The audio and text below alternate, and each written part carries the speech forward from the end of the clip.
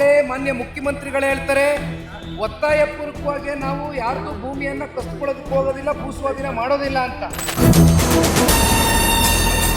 Double standards mind set ಇದು. ಅವ್ರಿಗೆ ಜಿಲ್ಲೆಯ ಜನತೆ 2028 ಉತ್ತರ ಕೊಡ್ತಾರೆ. ನಿಮಗೆಲ್ಲ ಗೊತ್ತಿದೆ, ಪಾದಯಾತ್ರೆ ಹಮ್ಮಿಕೊಂಡಿದ್ವಿ. ಫ್ರೀಡಂ ಪಾರ್ಕ್ ವರೆಗೂ ಬಂದು ವಿಧಾನಸೌಧಕ್ಕೆ ಹೋಗಿ ರಾಜ್ಯ ಸರ್ಕಾರಕ್ಕೆ, ರಾಜ್ಯದ ಮಾನ್ಯ ಮುಖ್ಯಮಂತ್ರಿಗಳಿಗೆ ರೈತರ ಜೊತೆಯಲ್ಲಿ ಶಾಂತಿಯುತವಾಗಿ ಈ ಯೋಜನೆಯನ್ನ ಕೈ ಬಿಡ್ತಕ್ಕಂಥದಕ್ಕೆ ಕೆಲವೊಂದಷ್ಟು ಅಂಶಗಳ ಬಗ್ಗೆ ಅವರಿಗೆ ಕೂಲಂಕುಷವಾಗಿ ಮಾತನಾಡೋದಕ್ಕೊಂದು ಅವಕಾಶ ಮಾಡಿಕೊಡಿ ಅಂತಕ್ಕಂಥ ವಿಚಾರದಲ್ಲಿ ಈಗಾಗಲೇ ಕೇಳ್ಕೊಂಡಿದ್ದು. ಆದರೆ ಪಾದಯಾತ್ರೆಯನ್ನ 2ನೇ ದಿನಕ್ಕೆ ನಮಗೆ ತಡೆ ಹಾಕಿ ಒಕ್ಲೆಪ್ಸಿ ಅಲ್ಲಿಗೆ ಪಾದಯಾತ್ರೆಯನ್ನ ಅಂತಿಮಗೊಳಿಸಿದ್ರು. ಇವತ್ತು ಫ್ರೀಡಂ ಪಾರ್ಕ್ನಲ್ಲಿ ಪಕ್ಷದ ವರಿಷ್ಠರು, ಮಾಜಿ ಪ್ರಧಾನಮಂತ್ರಿಗಳು ದೇವೇಗೌಡರು ಸಾಹೇಬರು ಮಾತನಾಡಿದ್ದಾರೆ. ಕೇಂದ್ರದ ಸಚಿವರು ಸನ್ಮಾನ್ಯ ಕುಮಾರಣ್ಣ ಅವರು ಕೂಡ ಮಾತನಾಡಿದ್ದಾರೆ. ಒಟ್ಟಾರೆಯಾಗಿ ಈ ರಾಜ್ಯ ಸರ್ಕಾರಕ್ಕೆ ಏನಾದರೂ ಕಿಂಚಿತ್ತು ರೈತರ ಪರವಾಗಿ, ಯಾಕೆಂದ್ರೆ ಒಂದ್ ಕಡೆ ಮಾನ್ಯ ಮುಖ್ಯಮಂತ್ರಿಗಳು ಹೇಳ್ತಾರೆ, ಒತ್ತಾಯ ಪೂರ್ವಕವಾಗಿ ನಾವು ಯಾರ್ದು ಭೂಮಿಯನ್ನ ಕಸ್ಕೊಳ್ಳೋದಕ್ಕೆ ಹೋಗೋದಿಲ್ಲ, ಭೂಸ್ವಾಧೀನ ಮಾಡೋದಿಲ್ಲ ಅಂತ. ಮತ್ತೊಂದು ಕಡೆ ನಾನು ಮುಖ್ಯಮಂತ್ರಿಗಳಿಗೆ ಪ್ರಶ್ನೆಯನ್ನು ಮಾಡಲಿಕ್ಕೆ ಬಯಸ್ತೇನೆ, ಎಲ್ಲಿ ಭೂಸ್ವಾಧೀನ ಮಾಡ್ತಕ್ಕಂಥದಕ್ಕೆ ರೈತರ ಒಪ್ಪಿಗೆ ಇಲ್ಲ, ಅಲ್ಲಿ ಲಿಖಿತ ಭರವಸೆಯ ಮೂಲಕ ರೈತರಿಗೆ ಏನಾದ್ರೂ ಇವತ್ತು ರಾಜ್ಯ ಸರ್ಕಾರದ ಕಡೆಯಿಂದ ಆದೇಶ ಹೊರಡಿಸ್ತಾರ, ರೈಟಿಂಗಲ್ಲಿ ಹೊರಡಿಸ್ಲಿಕ್ಕೆ ಆಗ್ತದೆ ರಾಜ್ಯದ ಮುಖ್ಯಮಂತ್ರಿಗಳು. ಇಲ್ಲಿ ಕುಮಾರಣ್ಣ ಅವ್ರನ್ನ 4 ಗೋಡೆ ಮಧ್ಯೆ AC ರೂಮಲ್ಲಿ ಬಂದು ಕೂತ್ಕೊಂಡು ಮಾತನಾಡಿ ಬಗೆಹರಿಸೋಣ ಬನ್ನಿ ಅಂತ ಕರೆದ್ರು. ಕುಮಾರಣ್ಣ ಅವ್ರೇನು ಹೇಳಿದರು, ಇಲ್ಲಿ ಜನ 526 ದಿನಗಳ ಕಾಲ ಇವತ್ತು ಬೀದಿಲಿ ಕೂತಿದ್ದಾರೆ, ನಾವು ಒಳಗಡೆ 4 ಜನ ಕೂತ್ಕೊಂಡು ಇದು ಇತ್ಯರ್ಥ ಆಗ್ತಕ್ಕಂಥ ವಿಚಾರಗಳಲ್ಲ, ಇದು ಬಹಿರಂಗ ಚರ್ಚೆಗೆ ಬನ್ನಿ ಅಂತಕ್ಕಂಥ ಆಹ್ವಾನವನ್ನು ಕೊಟ್ಟು ಕುಮಾರಣ್ಣ ಅವ್ರು ಬಂದರು. ಬೈರಮಂಗಲ ಸರ್ಕಲ್ನಲ್ಲಿ ಕೂತರು. ಅವತ್ತು ರೈತರೆಲ್ಲರೂ ಕೂಡ ಕೂತಿದ್ರು. ಅವತ್ತು ಮಾನ್ಯ ಮುಖ್ಯಮಂತ್ರಿಗಳು ಅವತ್ತು ಕೂಡ ಸಮಯ ಮೀಸಲಿಡಕ್ಕೆ ಆಗಲಿಲ್ಲ.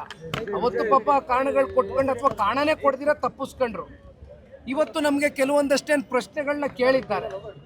ಅವರ ಪ್ರಶ್ನೆಗಳಿಗೆ ಕೆಲವೊಂದಷ್ಟು ಟೆಕ್ನಿಕಲ್ ಪ್ರಶ್ನೆಗಳು ಇವತ್ತು ಮಾಧ್ಯಮದಲ್ಲಿ ನಾವು ಕೂಡ ಪ್ರಕಟಣೆ ಕೊಟ್ಟಿದ್ದೇವೆ, ನಾವು ಕೂಡ ಮಾಧ್ಯಮಗಳಲ್ಲಿ ಬಿಡುಗಡೆ ಮಾಡಿದ್ವಿ. ಅದಕ್ಕೆ ಇವತ್ತು ರಾಜ್ಯ ಸರ್ಕಾರ ಉತ್ತರ ಕೊಡಬೇಕು. ಜೊತೆಯಲ್ಲಿ ಈ ಯೋಜನೆ ಎಲ್ಲಿವರೆಗೂ ಈ ರಾಜ್ಯ ಸರ್ಕಾರ ಕೈ ಬಿಡೋದಿಲ್ಲ ಅಲ್ಲಿಯವರೆಗೂ ನಿರಂತರವಾಗಿ ದೇವೇಗೌಡರು ಹೇಳಿದ್ದಾರೆ. ಸನ್ಮಾನ್ಯ ಕುಮಾರಣ್ಣ ಅವರು ಕೂಡ ಇವತ್ತು ಈ ವೇದಿಕೆ ಮೂಲಕ ಫ್ರೀಡಂ ಪಾರ್ಕ್ನಲ್ಲಿ ಮೆಸೇಜ್ ಕೊಟ್ಟಿದ್ದಾರೆ. ಬಹಳ ಸ್ಪಷ್ಟವಾಗಿ ಹೇಳ್ತೇವೆ, ಯಾವ ಕಾರಣಕ್ಕೂ ಕೂಡ ಈ ಒಂದು ಹೋರಾಟವನ್ನ ಇಲ್ಲಿಂದಲೇ ಕೈ ಬಿಡ್ತಕ್ಕಂಥ ಪ್ರಶ್ನೆ ಇಲ್ಲ. ಎಲ್ಲಿಯವರೆಗೂ ರೈತರ ಮೇಲೆ ದಬ್ಬಾಳಿಕೆ ಮಾಡಿ, ದೌರ್ಜನ್ಯ ಮಾಡಿ, ಒತ್ತಾಯ ಪೂರ್ವಕವಾಗಿ ಭೂಸ್ವಾಧೀನ ಪ್ರಕ್ರಿಯೆಯನ್ನು ಇವತ್ತೇನು ಮುಂದಿಟ್ಕೊಂಡು ಹೊರಟಿದ್ದಾರೆ, ಕಾನೂನಿನ ಹೋರಾಟಕ್ಕೂ ಕೂಡ ನಾವು ಈಗಾಗಲೇ ರೈತರಿಗೆ ಭರವಸೆಯನ್ನು ಕೊಟ್ಟಿದ್ವು. ಅದೇ ರೀತಿ 25ನೇ ತಾರೀಕು ಇವತ್ತು ಹೈಕೋರ್ಟ್ನಲ್ಲಿ ಹಿಯರಿಂಗ್ ಕೂಡ ಇದೆ. ಡಬಲ್ ಸ್ಟ್ಯಾಂಡರ್ಡ್ಸ್ ಮೈಂಡ್ ಸೆಟ್ ಇದು. ಈಗ ರೈತರ ಜೊತೆಯಲ್ಲಿ ನಾವು ಇದೀವಿ ಅನ್ನೋದಾದ್ರೆ, ಒಂದ್ ಕಡೆ ಪರಿಶೀಲನಾ ಸಮಿತಿ ಮಾಡ್ತೀವಿ ಅಂತ ಹೇಳುವಂಥದ್ದು, ನೀವೇ ಹೇಳ್ದಂಗೆ 4 ಅಂತಿಮ ಊರುಗಳ 5,000 ಎಕರೆ ಅಂತಿಮ ಅಧಿಸೂಚನೆ ಹೊರಡಿಸ್ತಾರೆ, ಅವತ್ತಿನ ದಿನವೇ ಹೊರಡಿಸ್ತಾರೆ.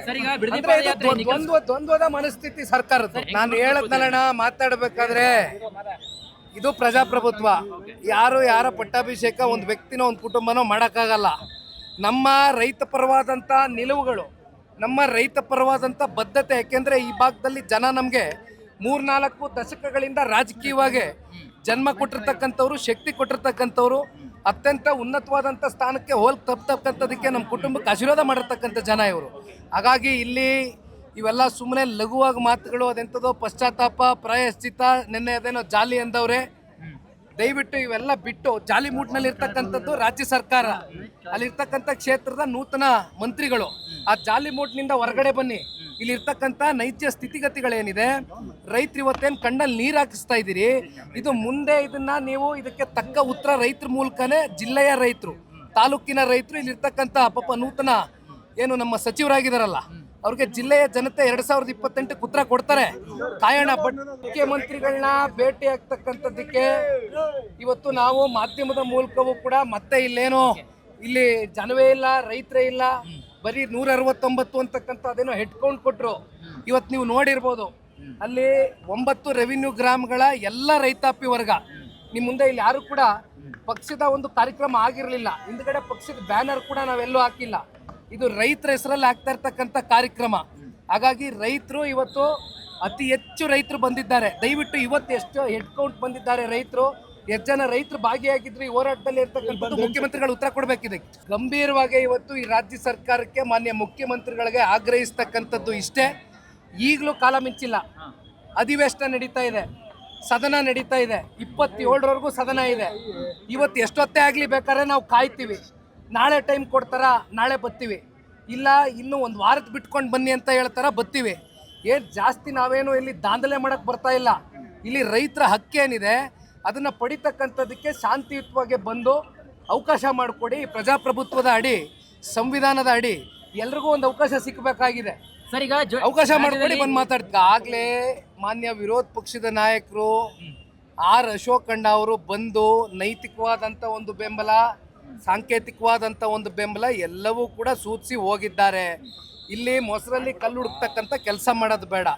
ನಾವು ಮಿತ್ರ ಪಕ್ಷ ಇದ್ದೇವೆ, ನಾವಿಬ್ಬರು ರೈತರ ಪರವಾಗಿದ್ದೇವೆ, ರೈತರ ಜೊತೆಯಲ್ಲಿದ್ದೇವೆ, ಬಿಡದಿ ರೈತರ ಜೊತೆಯಲ್ಲಿ ಇರ್ತೇವೆ. ಎಲ್ಲಿವರೆಗೂ ಯೋಜನೆ ಡ್ರಾಪ್ ಆಗೋದಿಲ್ಲ ಅಲ್ಲಿವರೆಗೂ ಇಬ್ಬರು ಹೋರಾಟ ಮಾಡ್ತೇವೆ. ಸದನದ ಒಳಗಡೆನೂ ಕೂಡ ಈ ವಿಚಾರಕ್ಕೆ ಸಂಬಂಧಪಟ್ಟಂತೆ ಚರ್ಚೆ ಆಗಬೇಕು ಅಂತಕ್ಕಂಥದ್ದು ಎರಡೂ ಪಕ್ಷದ ನಾಯಕರು, ನಮ್ಮ JDLP ನಾಯಕರು ಬಾಬಣ್ಣ ಅವರು ಮಾತನಾಡಿದ್ದಾರೆ.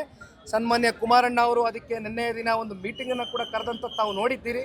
ಜೊತೆಯಲ್ಲಿ ಆರ್ ಅಶೋಕ್ರವರು ಸೇರಿದಂತೆ BJP JDS ಒಗ್ಗಟ್ಟಾಗೆ ಸದನದ ಒಳಗಡೆ ಸರ್ಕಾರಕ್ಕೆ ಇದರ ಒಂದು ಯೋಜನೆ ಬಗ್ಗೆ ಪ್ರಶ್ನೆ ಮಾಡ್ತಕ್ಕಂಥ ಕೆಲಸ ಮಾಡ್ತೇವೆ.